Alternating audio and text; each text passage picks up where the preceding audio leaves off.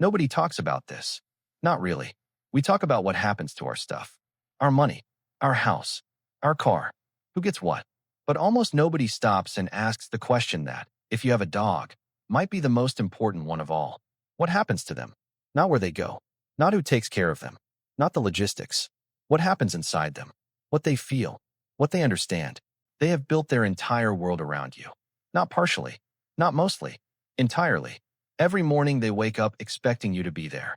Every evening they wait for you to come home.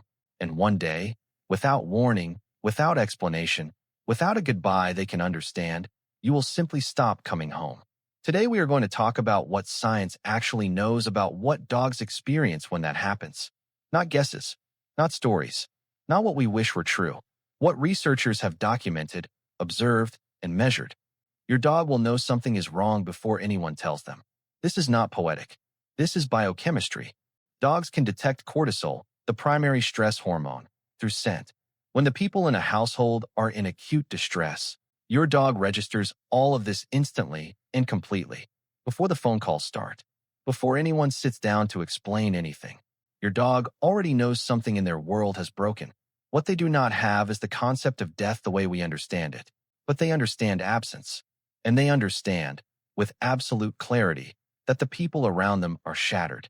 And they respond to both. For the first few days, most dogs wait. The dog goes to the places the person used to be. Their chair, their side of the bed, the door they always came through. And they wait by that door. Researchers call this anticipatory waiting.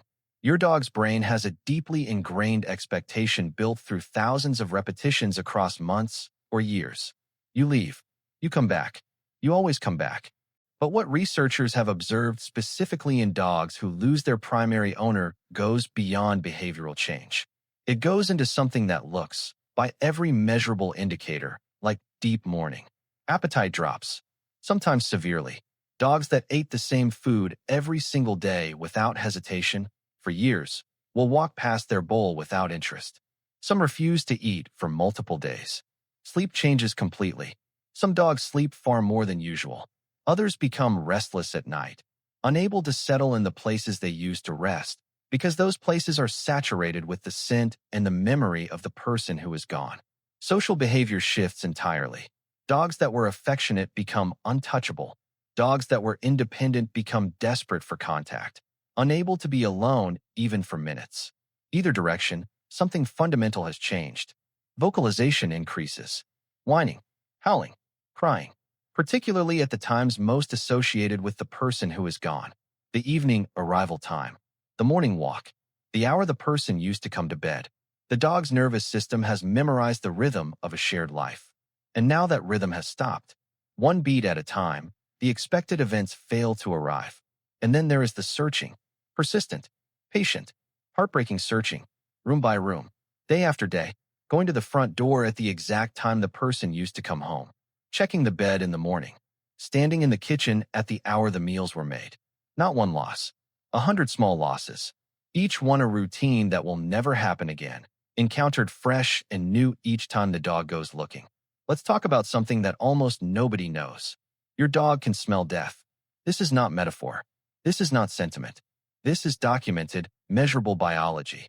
As the human body approaches death and after death occurs, it releases specific volatile organic compounds, chemical signals that are measurably different from the biochemistry of a living, healthy body.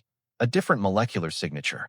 Dogs, with olfactory systems estimated to be between 10,000 and 100,000 times more sensitive than humans, can detect these compounds at concentrations that no human technology currently matches.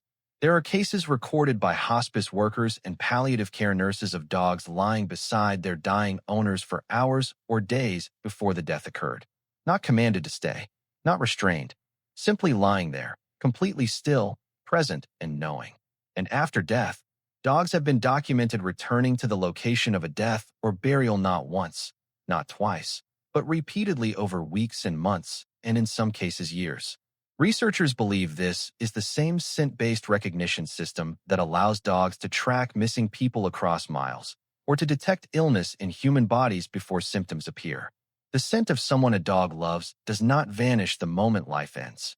It fades, slowly, over days and weeks. and your dog will follow it wherever it leads. This is why some dogs lie beside graves, why some return there again and again, why some stay as long as anyone allows them to. Not because they understand what a grave is, because somewhere in that place, the chemical signature of the person they love is still present. And to a dog's nose, presence is presence. Now let's talk about recovery, because most dogs do recover, and it is important to understand how. Dogs are not built for prolonged grief the way humans sometimes are. Their relationship with time is fundamentally different. They do not replay the past the way we do. They do not project into the future the way we do. Their brains are wired for the present moment in ways that ultimately protect them. But recovery does not happen automatically.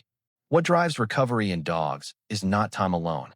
It is the establishment of a new routine, a consistent, present person who shows up every single day, who feeds them at the same time, who walks the same route, who is simply, reliably, there when the dog wakes up and there when the dog goes to sleep. Research has confirmed that dogs who receive consistent care, physical contact, and predictable routine after losing their primary owner can recover fully. Not quickly, not without real struggle, but fully. And here is what researchers have also found.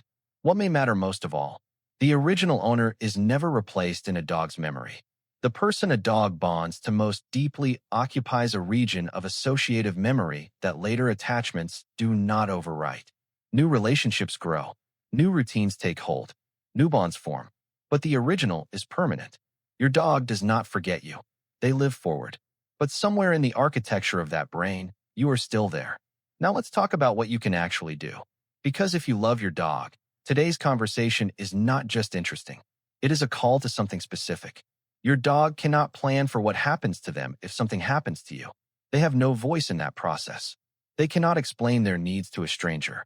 They cannot tell the people who arrive to handle your affairs that they are afraid of loud voices, that they need to walk every morning to feel okay, that they sleep pressed against the left side of the bed and always have. You can do that for them. Right now, today, write down your dog's name, their age, their medical history, their food and feeding schedule. Write down what makes them afraid and what makes them feel safe.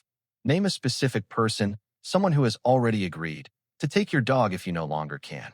Put it somewhere it can be found. That is it. One page. One document that exists.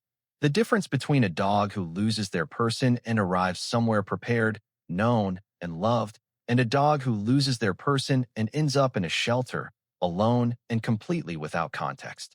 That gap is not fate. That gap is preparation. And your dog has earned that preparation every single day they have been with you. There is a dog whose story researchers and animal behaviorists return to again and again when they try to describe what loyalty looks like in its most complete form. His name was Capitan. He lived in Argentina.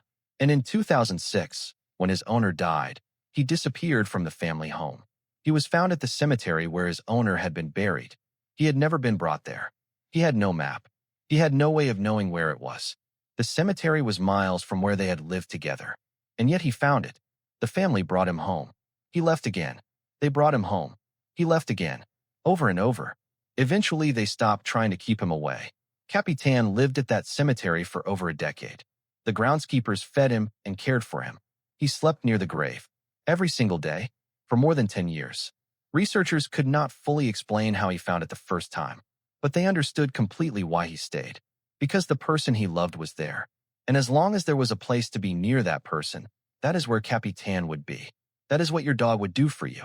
Not because you taught them to. Not because they were trained for it. Because that is who they are. The only question now is what you will do for them. If this video made you feel something you were not expecting, drop a comment below and tell me your dog's name. I want to know it. And if you want to keep going deeper into what your dog actually experiences in this life, subscribe. These are the conversations that matter most. Your dog is somewhere in your home right now, waiting for you, or resting near you, or watching you from across the room. Go be with them.